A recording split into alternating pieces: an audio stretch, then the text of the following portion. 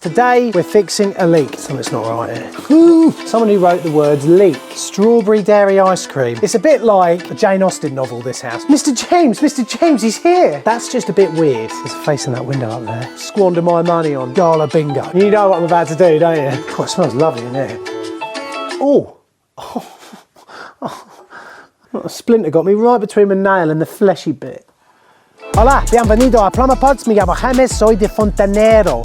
Hoy estamos arreglando una fuga. I think that means today we're fixing a leak in this house here, una casa. So there's a leak in the roof coming down through the ceiling, and what I want for you to get out of this video is to learn from me the thought processes I go to when it comes to finding the leak, finding out which pipe is leaking, turning off the water, fixing the leak, getting it all back on again, and then leaving it for the plasterer to come and fix. So let's get on with the video, and of course, because it's plumbing, we have to do our plumbing commando roll. Let's do it. Actually, no, I'm not doing it. I'll just do it myself. Let's go. So the leak is in this house here. Max is going to walk backwards with the camera without banging into anything because we've got a few little doors to go through. It's a bit like a Jane Austen novel, this house. Very nice, beautiful out in the country, absolutely fantastic. But the problem we've got is up here in the ceiling above the kitchen. So here's where we've got an issue. As you can see, this has actually happened in the past. There's been a fix here that's obviously been here for some time. We're going to bring down more of this ceiling today because the leak where there has been a problem has been nicely defined here by someone who wrote the words leak. So what usually I would do first if there's a leak, especially if you've got a ceiling like this, is you'd actually bring down this little section here where the main sort of patch was, and that would be where we'd cut down first. So I'm just going to go and get my lovely little Bosch skill saw beast, whip that down, and then we'll get on with fixing it, or hopefully we'll find it and fix it. Hey. Look at this beautiful little beast, the Bosch GKS 12 volt 26. This is like the perfect little tool for getting down little bits of plasterboard, ceiling or whatever. So we're going to use this to get the ceiling down, then we're going to show you the leak. Let's go. Don't go anywhere. There's lots going on in today's video. I've got things to tell you. That's baby sick, by the way, just so you know. I'm a daddy now. I'm working for someone. Not just for Emily to squander my money on gala bingo. Into the house we go, I'm wishing on a star. All right, okay, so leaks up here. Oh, look, strawberry dairy ice cream. Why strawberry? Just vanilla or salted caramel. I love salted caramel ice cream. Me gusta mucho. Right then, so this is where the leak is. If we actually look down here, it's the far pipe. Just looking at this, we've got 1, 2, 3, 4, 5, 6, 7 pipes, 2 of which are in 28mm. 3 of which are in 22mm and 2 of which are in 15mm. That's just a bit weird, right? We don't usually have that. They must have a secondary return or something like that. A secondary return is when we have a loop of hot water that goes out of the tank and then back again. And then when you open your taps up, you'd have to wait for ages for hot water to get there from the tank. There's already a circuit of it out right near the tap. You find them all the time in hospitals and on larger properties like this one here, which does sort of go around in a big L shape. That bit there is where we'll cut, just on this side. And then that bit there is where we'll cut just on this side. That's in 28mm. And what we'll do, because I don't think there's going to be any spread either side of that, we'll use some slip couplings. And I'll show you what slip couplings are in a moment, so don't go anywhere. Yeah, I'm a road on the grid. Ooh. All my pencils about that long in the van. I found one on the golf course on Sunday. It was literally that. And I used that for the rest of the round. Scored 95 on Sunday, broke 100. Come on, Max. No, pens are things you keep out. Oh, there you go. Right, Max used to do plastering, didn't you, Max? And you know what I'm about to do, don't you? Well, I want to cut in the middle of the beam. For the reason being is when the plasterer comes back and tacks up a new little bit of plasterboard, you know, you want really to cut here, but I'm worried that I'm going to knacker the blade of my nice little drill, my nice little Bosch beast. So I'm just going to cut here. Is that me being horrible, Max? I mean, when he comes back, he'll just quickly skill it off, won't he? Probably using like a handsaw or something, like typical plasterer.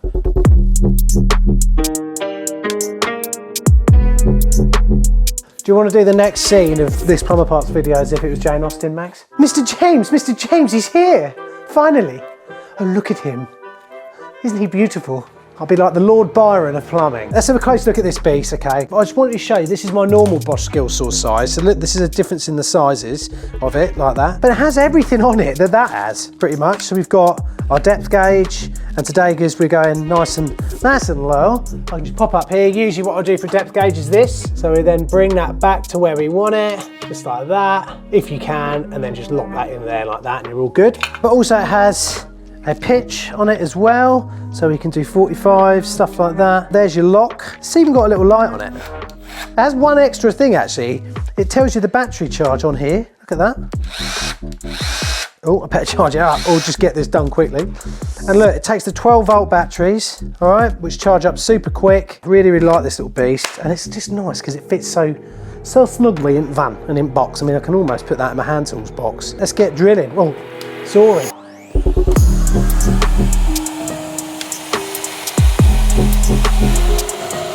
How good is that?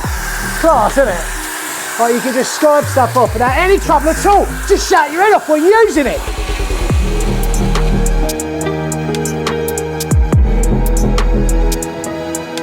Really impressed with that. Later on in this video, I'll show you back at the studio the other things that you can use this on, because there's something you can use this to cut that is just like, oh my God, never thought of that, and it's nice to have that extra.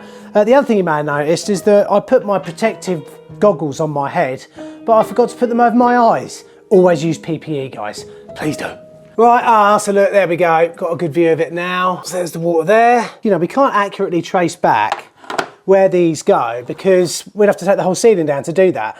So there's a method that you are going to use at home if you're trying to fix a leak in your own home and you don't know what pipe there is a leak on, okay? First thing you can do, because you probably don't have a thermal camera, is to feel the pipes, okay?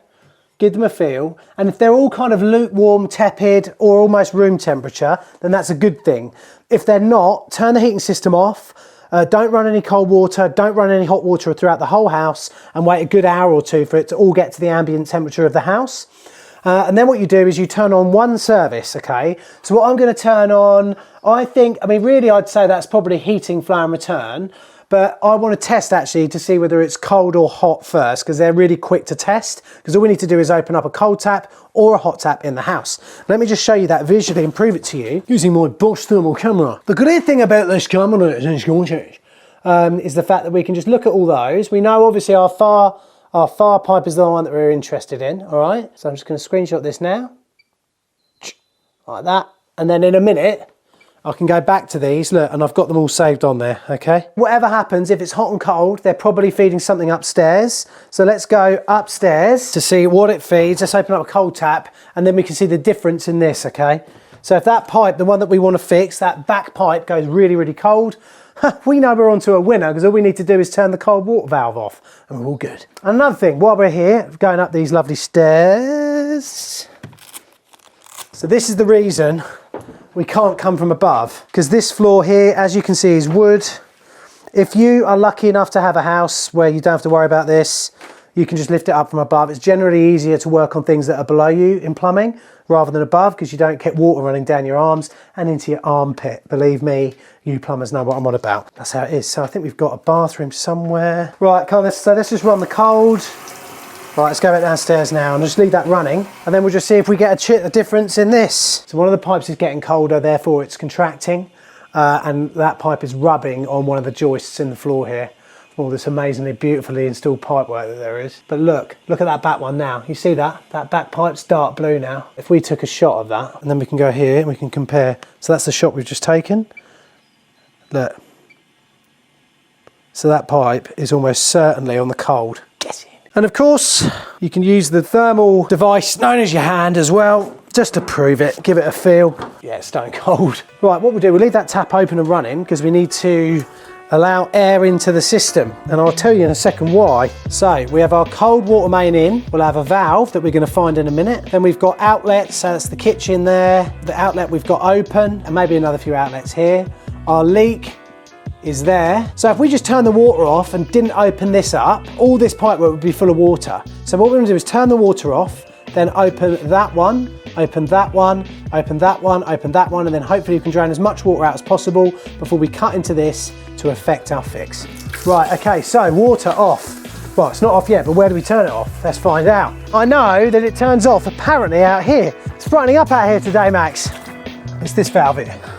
It's down there. So we've got 2 accumulators here. Let me just turn them off. They turn off at the bottom. So what accumulators do is they accumulate mains pressure, because they obviously have low pressure problems here. When there's not a lot of water usage at night, these will gather all that pressure up off the main, and then it'll be there for you to use throughout the day the next day. That's how accumulators work. I've fitted them on this channel, but if you haven't subscribed to it, you probably wouldn't know that, would you? And you can imagine it out here now, can't you? You actually know what I'm on about when I said about Pride and Prejudice. I mean, this would obviously not be a silver van in a Jane Austen plumbing novel. This would be a white steed, and I'd have a carriage on the back with all my tools in it, and they'd all be like gold, and I'd get out and I'd be like, I'm here to fix your plumbing. The water's slowed down, but it's not gone off. I wonder if that's the mains pressure there. We need to open up every cold tap in the house, and if there are any mixer taps, we have to be very careful. Because mixer taps, if both sides of the mixer, the hot and cold are turned on, they mix, yes?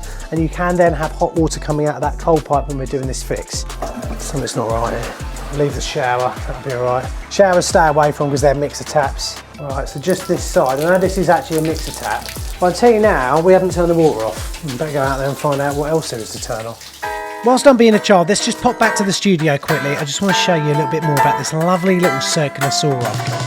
Most people just end up using this sort of tool for whatever they need to cut through, because it can just get through so many things. The fact that it can just drop to roughly 25 millimeters, because it can then get through floorboards, if you've set it correctly, you know you're not going to be delving in 50 mil and cutting through things you really shouldn't be cutting through. So anyway, I just wanted to sort of demonstrate on here whether I can cut this safely and square using this tool, and then I'll use my other Bosch Beast drill here to just chamfer it off, all whilst trying to hold back a burp. That's plumbing.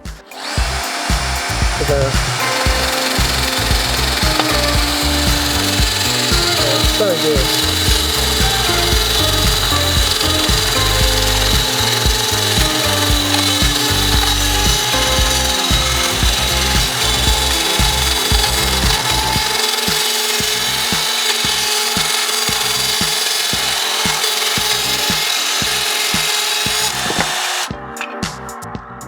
Seriously, look at that. That cut is absolutely, as the kids would say, pang.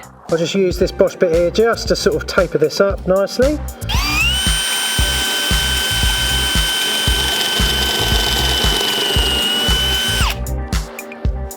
Beautiful. So I think we've proven there that this definitely does do the trick.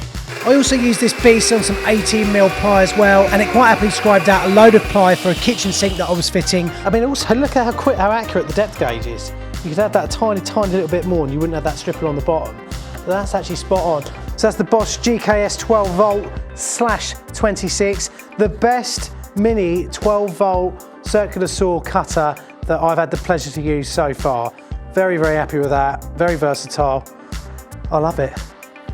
So we haven't shut the water off yet. Okay, yeah, there we go. That was definitely on. All right, let's go and shade, make sure that all the water's off. There's a set of steps there, Max. Oh, by the way, I've been draining out all the cold water. But yeah, it's another staircase. So this must have once been 2 houses, which I find very interesting when you work in new properties. It's just interesting, especially old ones, the history that went with them. God, it smells lovely in here. God, guys, if you could smell in here, it smells nice, doesn't it, Max? Right, I know it's a mixer tap, but we're going to risk it. Why can't I take the root floor up from above? Oh well, that's how it is, isn't it? For you guys, it's going to be an easier fix because you hopefully are going to be able to get around the pipe, move it and everything. With how these have been installed by whoever did it, it wasn't me. The amount of transfer, like when you turn on the cold, it must cool down the hot and stuff like that because they're all touching. But oh, we'll have to find a way of doing it, won't we? There's been some lovely burning going on under here in the past. Yeah, this is just really difficult. But you've got to find a way of getting a pipe, some sort of separation. First thing I'm trying to earn a little bit of height. Oh, a splinter got me right between my nail and the fleshy bit. I'm very tempted to just chop a bit more of this out, but I know what the people in the comments section would say. You've completely annihilated the structural integrity of that there joist, young man. Whew. Oh, I love my commenters, they're great people. I can't even get that far apart to get a bit in. Oh, got to do this, I'm afraid, lads. Really not looking forward to doing this solder, Max, I must say. Ain't gonna be fun. So what we're now gonna do is we're gonna cut as far back as I dare. I do not like doing this, but.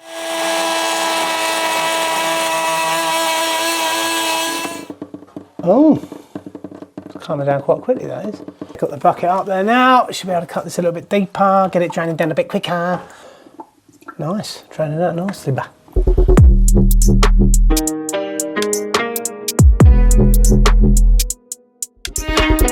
Right, so there's the bit that's been leaking. So now we've got to put 2 slip couplings either side of that and a little bit of 28 in the middle, solder it up and we should be done. But it's not that easy because of look at where we are, and also we've got to try and find a way of cleaning this pipe. What a job. Right, so we've cut the section out. Now, this is obviously a long run of horizontal pipe. We cannot have, if we're doing soldering, like not much water whatsoever, no drips and stuff like that coming out.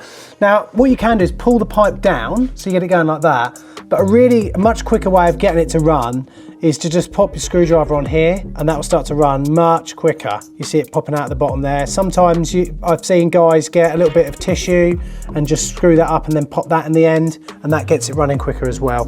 So we're just gonna wait for all this to get drained out now and we can get ready to solder. Right, boys and girls, we've got to try and round this end off because that cut is quite nasty.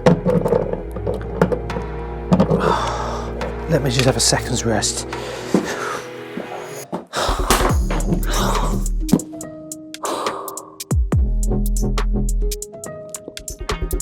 Right, back at it. That's what I needed. Right, a little bit of heat on this now. Also, wet rag, wet rag. You always need a wet rag when you're soldering. So don't do what I've just done and turn all the water off because you don't have a wet rag, but at least I've dried this nice patch of grass out. Hey? Just need a wet rag, it helps you to clean the pipes down. Tends to be more water on clover, doesn't there, than just normal grass.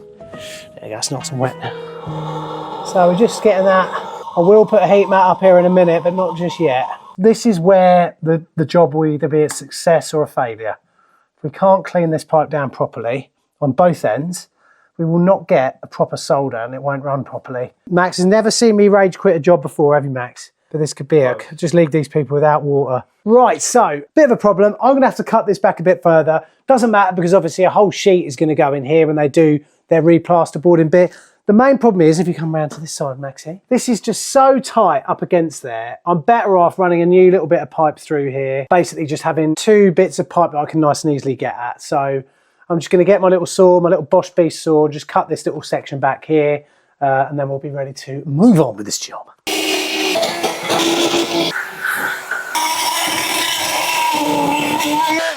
Oh, that is some noise, isn't it? That is like everywhere. Right, so we may have to cut this fuddle back because these black bits up here are not coming off very easily. And I've got the emery cloth with me, so I might just cut this right back to here. I want to kind of stay away from this joint though because I don't want to sweat that if I can, but we shall see. See, look, so actually, look, this bit here I was worried about, couldn't really clean it properly. Got some scum in there as well. But I couldn't get this end rounding off nicely, which you get quite nicely with a pipe slice, and that worries me with capillary fittings. As we've seen with capillary fittings, they've got that soldering in there, and if that gets pushed out because of the edge of the pipe is hard, or at a right angle, that's not good.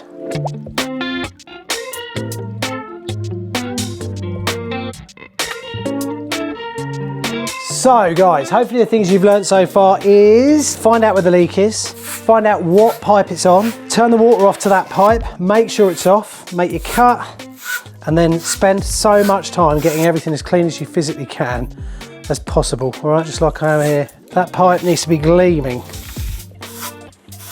So, slip couplings. Most couplings have a little dimple in the middle that stops them from going up and down the pipe. Slip couplings don't have that, for the simple reason that we want to slip them up and down the pipe like so. But make sure that you are completely central with them, okay? Get yourself a nice little marker pen or something like that and get that marked so you know you're central. So they're on now, both my slip nuts. Get this in. This is how you cut your fingers, by the way, doing this sort of stuff. Support me go halfway. I generally just put my thumb there because I don't like using pens because I think they're bad for the environment, but I know it's pushing it all off, but I haven't got a choice. I mean, what is wrong with this job today, Max? Like that. I know it's a capillary fitting. I'm putting some solder in, believe me.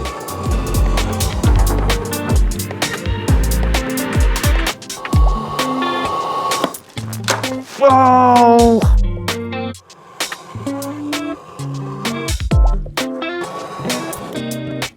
Just got hope. We should hopefully have fixed the leaks now. This is risks. But you know what I'm like, mate? I always say it, don't I? The chance of a leak. We got like 75% chance of that leaking. Most plumbers who watch this channel will know why, because that is not easy. Sometimes you just got to feed as much in as you can, but when it starts landing and burning holes through your hand, and some of you go, why didn't you wear gloves? I mean, right, I'm funny, me. Shut everything, I'm shutting all the taps up here.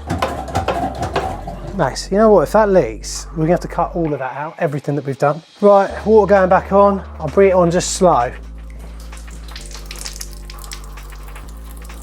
So now the reason we've done this, leaving this on, is we now have pressure control over the system.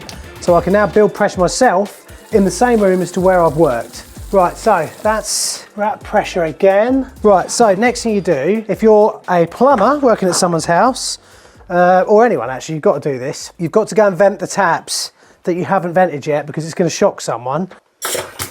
So you see what I mean? So now, bring these on.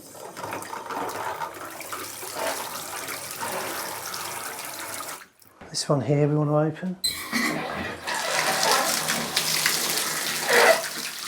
That one we didn't open. We're all good? Right, okay, cool. Come on! So there we go, all done. Watch this video next if you want to see me fix a leak in a floor, a screed floor. This is one of the most difficult leaks you can fix, and I caused it myself in this video. So it's a hard one for me to watch again, but you'll love it. So check it out. See you soon.